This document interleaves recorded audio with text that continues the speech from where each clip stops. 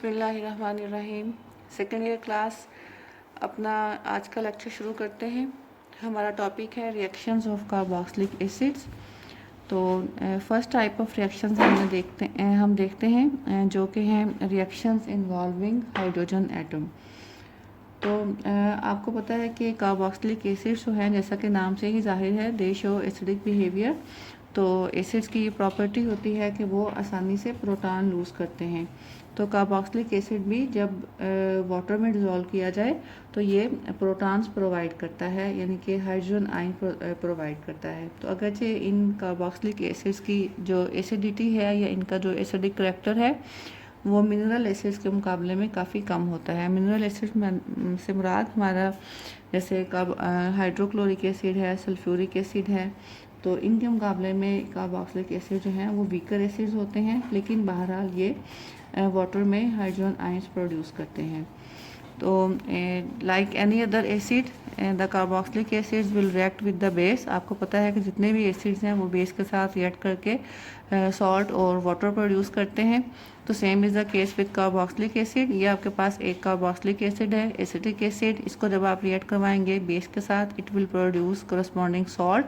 Salt क्या है वो CH3COONA which is called as sodium acetate, और साथ में वाटर बनेगा।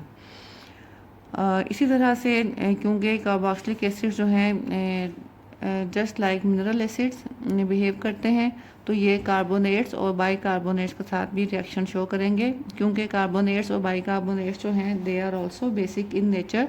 सो इनके साथ जब कार्बोक्सिलिक एसिड्स का रिएक्शन होगा तो भी हमारे पास प्रोडक्ट में सॉल्ट बनेगा। लेकिन एक और चीज़ जो होगी that is the liberation of carbon dioxide. Carbonates और बाइकार्बोनेट्स के साथ जब भी एसिड रिएक्ट करता है तो कार्बन डाइऑक्साइड गैस भी साथ रिलीज होती है।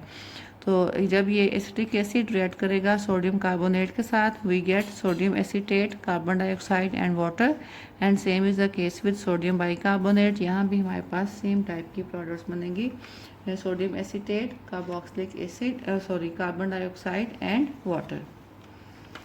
इसी तरह से रिएक्शन जो है मेटल्स के साथ है एसिड का। ये भी टिपिकली एसिड्स की प्रॉपर्टी है कि वो एक्टिव मेटल्स जो हैं जैसा कि सोडियम, पोटाशियम, कैल्शियम वगैरह, इनके साथ रिएक्शन शो करते हैं। और इस रिएक्शन के रिजल्ट में भी आपके पास जो मेजर प्रोडक्ट बनती है वो सॉल्ट होता है और साथ में हाइड्रोजन गैस रिलीज होती है। सोडियम के साथ अगर आप देखें रिएक्शन कार्बोक्सिलिक एसिड का, तो सोडियम एसीटेट बनेगा। अगर आपके पास ये एसिटिक एसिड है तो सोडियम एसीटेट बनेगा और साथ में हाइड्रोजन गैस रिलीज होगी।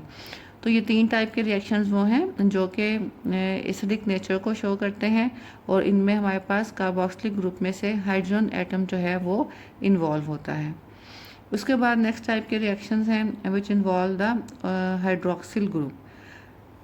हाइड्रोक्सिल ग्रुप जो है आपको पता है कि ये आपका कार्बोक्सिलिक एसिड में जो दो ग्रुप्स पाए जाते हैं, मैंने आपको पहले बताया था कि एक तो कार्बोनाइल कार्बन और दूसरा hydroxyl group.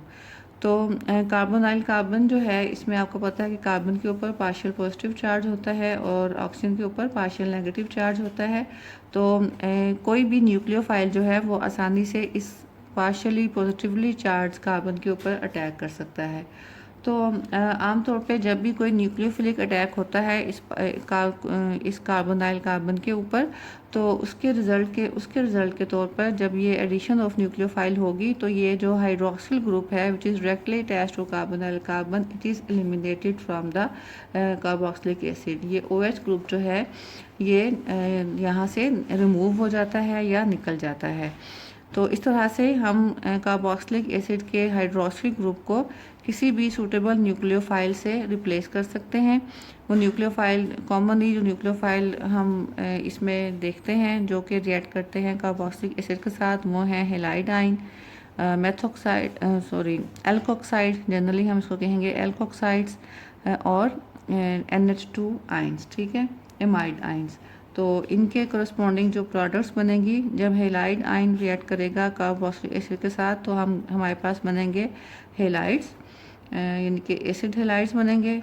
In case of the attack of alkoxide ion, we get the products called as esters, and when the amide ion reacts with the carboxylic acid, we get acid amides. तो ये main ये 3 तरह की main products हैं जो कि nucleophilic attack के नतीजे में हमारे पास बनती हैं। और इन तरह के रिएक्शन में, इन तमाम टाइप्स के रिएक्शन में OH ग्रुप जो है वो एलिमिनेट हो जाता है, या आप कह लें कि लीव कर देता है कार्बोक्सिलिक एसिड को। तो 1 बाय 1 हम कुछ रिएक्शन जो हैं वो डिस्कस करते हैं जिसमें OH ग्रुप इन्वॉल्व है। First one is the reaction with phosphorus pentachloride and thionyl chloride. SOCl2 is called as thionyl chloride. तो PCl5 या फास्फोरस पेंटाक्लोराइड के साथ जब कार्बोक्सिलिक एसिड रिएक्ट करेगा तो हमारे पास एसिड हैलाइड बनेगा, क्योंकि यहाँ पे हमारे पास जो रिएक्टिंग न्यूक्लियोफाइल है वो हैलाइड आइन है। तो हमारे पास कोरस्पॉन्डिंग एसिड हैलाइड बनेगा CH3 C double bond OCl called as acetyl chloride, और साथ में हाइड्रोक्लोरिक एसिड और POCl3 बनेगा। सेम टाइप की प्रोडक्ट बनेगी हमारे पास SOCl2 के साथ जब रिएक्शन होगा एसिटिक एसिड का, तो हमारे पास अगेन एसिटाइल क्लोराइड और सल्फर डाइऑक्साइड गैस और हाइड्रोक्लोरिक एसिड बनेगा। तो इस रिएक्शन का हम मैकेनिज्म ज़रा डिटेल से देखते हैं।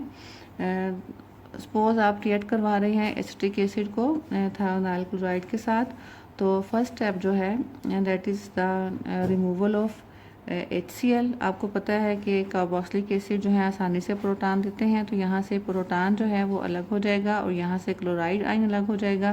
तो आपके पास देखिए इस सल्फ़र के ऊपर जो है वो पार्शियल पॉजिटिव चार्ज है, ऑक्सीजन के ऊपर पार्शियल नेगेटिव चार्ज है। तो ये वाली ऑक्सीजन जो है वो पार्शियल नेगेटिवली चार्ज होती है।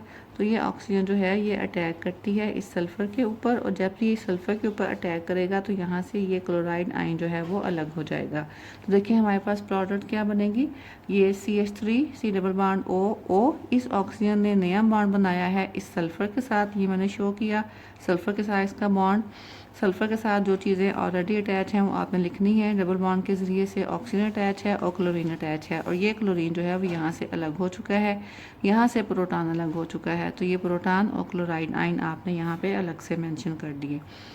Next step is the attack of chloride आइन ऑन दिस कंपाउंड। ये वो न्यूक्लियोफिलिक अटैक है, क्योंकि क्लोराइड आइन के ऊपर आप देख रहे हैं कि नेगेटिव चार्ज है, so it is acting as a nucleophile. जैसा कि मैंने पहले कहा था कि न्यूक्लियोफाइल जो है वो डायरेक्टली अटैक करेगा कार्बोनाइल कार्बन के ऊपर, जिसके ऊपर पार्शियल पॉजिटिव चार्ज होता है। तो जैसे ही ये बॉन्ड बनेगा कार्बन और क्लोरीन के बीच में, तो यहाँ से ये डबल बॉन्ड जो है ब्रेकअप हो जाएगा। वी गेट CH3CCl, ये नया बॉन्ड बना है आपका। बाकी सारी चीज़ें वैसे ही हैं, OS डबल बॉन्ड OCl, और ये डबल बॉन्ड टूट के सिंगल बॉन्ड और ऑक्सीजन के ऊपर नेगेटिव चार्ज आ गया है। अगला स्टेप जो है that is the removal of sulphur dioxide gas.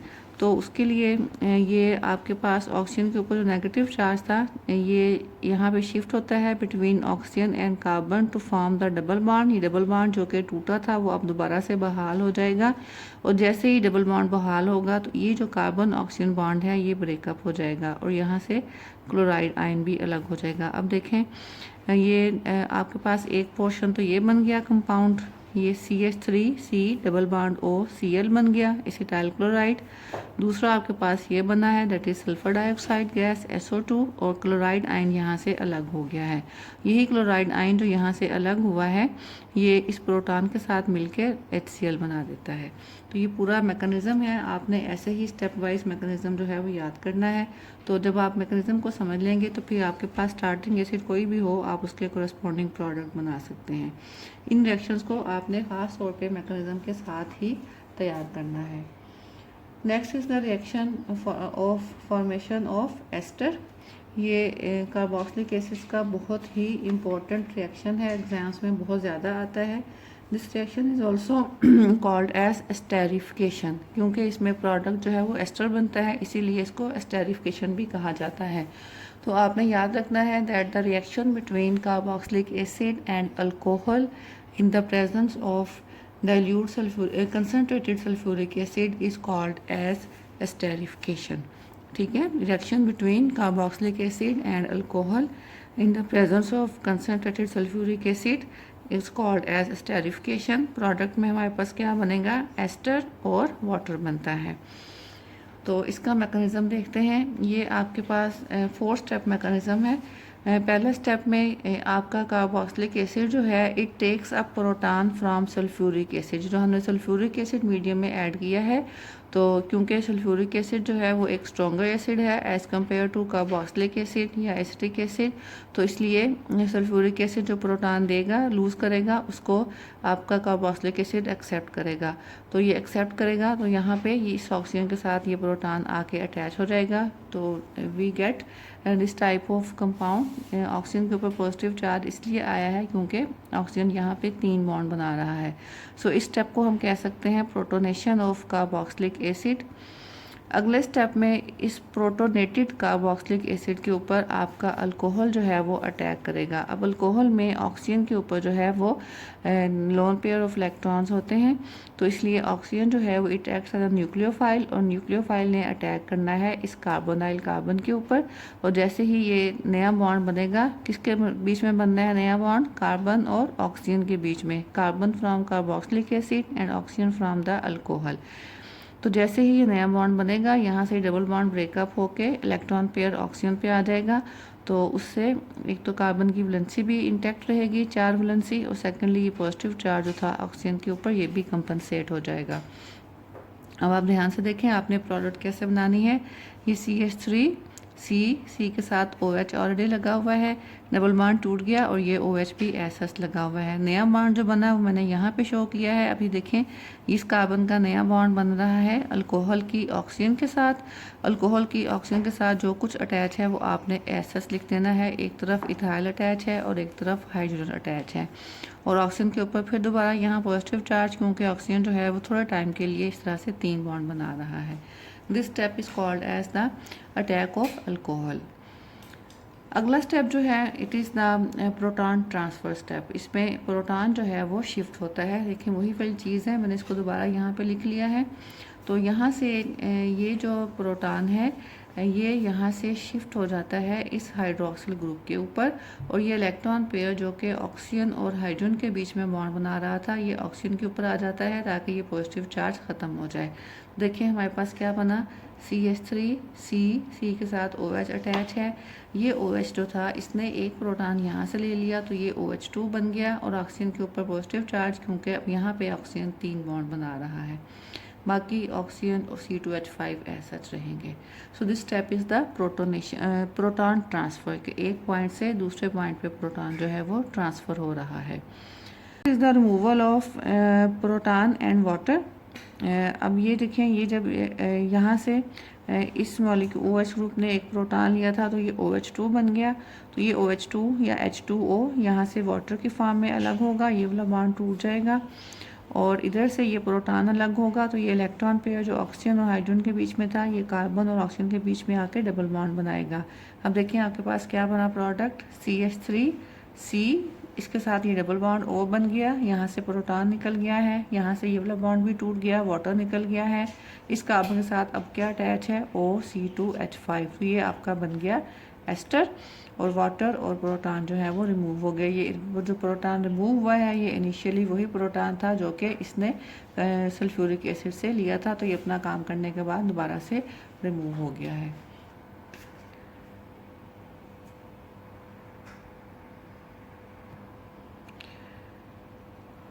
तो इस लेक्चर में सेकंड ईयर इतना ही काफ़ी है। कुछ सेक्शन अभी बाकी हैं वो हम अपने नेक्स्ट लेक्चर में डिस्कस करेंगे। उस वक्त तक के लिए अल्लाह हाफिज़।